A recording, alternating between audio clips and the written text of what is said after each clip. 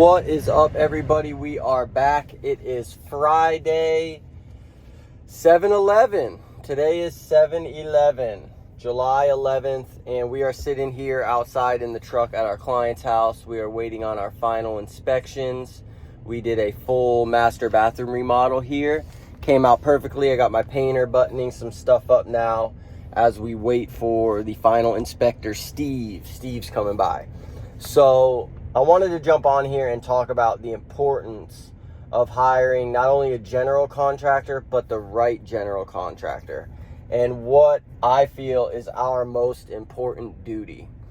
So, of course, we have to deal with permitting. Of course, we have to deal with ordering materials, selections, staying within budget, scheduling the subcontractors, building the schedule, making things go seamlessly. But more important than all of that, I believe, is our job to check on the final product. A lot of the times I'll see other contractors, they'll do good at all that kind of stuff, but then when the job is almost over and your draws are smaller and you don't have as much incentive to be on site, they start being further and further away from being on site, and they take their subcontractor's word for it that the job is done, which is great. You want to trust your subcontractors, which we do as well. But it's your job to make sure things were done to your standard. You're the person that they hired. Your business is the one that they're trusting.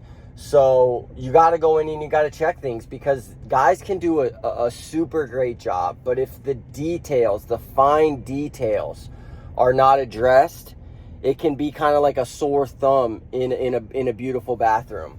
I'll give you a couple examples.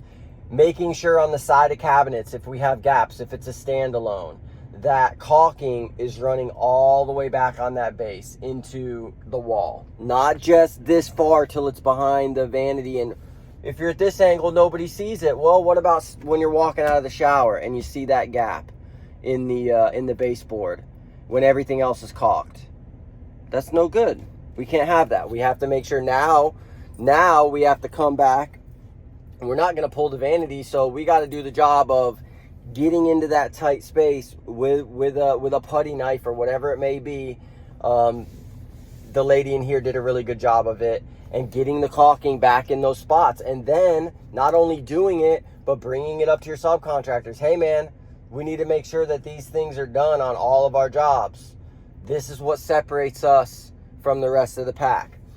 Making sure that the paint work is done to your satisfaction, because you can do a beautiful job, and if the paint work is not up to standard, it really downgrades all of the other work, no matter how good that work is performed.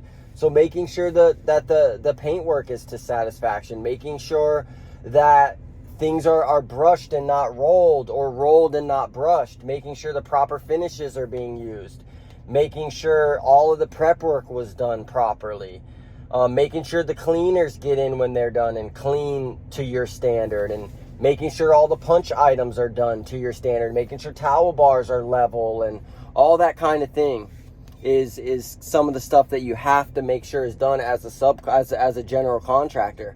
And these things mean you must do on-site visits.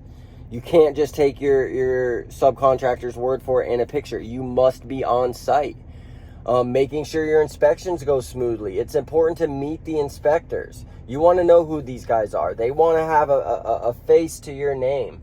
That way, as you're doing more projects in that municipality, you can become familiar with these guys. You know what they're looking for. You know if they're going to be sticklers. You know if you can or can't, request certain times. There's all sorts of things that go into being a general contractor, and it's not just ordering materials and hiring subcontractors. That's the very beginning, easiest stuff that you have to do. The rest of the stuff is the hard stuff. Making hard calls with your subcontractors, pointing things out when you don't like them, making the fixes that need to be fixed before your clients bring them to you. And then I like to show my clients, hey, these are things I'm going to make sure that I have taken care of before your final payment, before that punch out retainer. And they're like, that'll give them permission to be like, oh wow, Brian and his company really care about quality control. They actually care about the finished product. That almost gives them permission to pick out a few things that they would like changed, which is what we want you to do. Not necessarily a change, but just make sure these things are done. Maybe there's a loose cabinet knob that we didn't know about. Maybe one of the doors is a little crooked that we didn't notice. We want to give them permission to bring that stuff up to us so we can schedule to have it done. At the end of the day, I want our finished product to not only be high level craftsmanships, but it's our final core value to meet client expectations. So I want to give the client permission to, throughout the project, let us know what their expectations are so that we can meet them. I hope this helps somebody. I'm hoping my inspector comes pretty soon. It's 9:08. Want to get out to the dump. Got my trailer full of all the stuff from the garage. So want to get that done. I think I'll give him a call, see where he's at.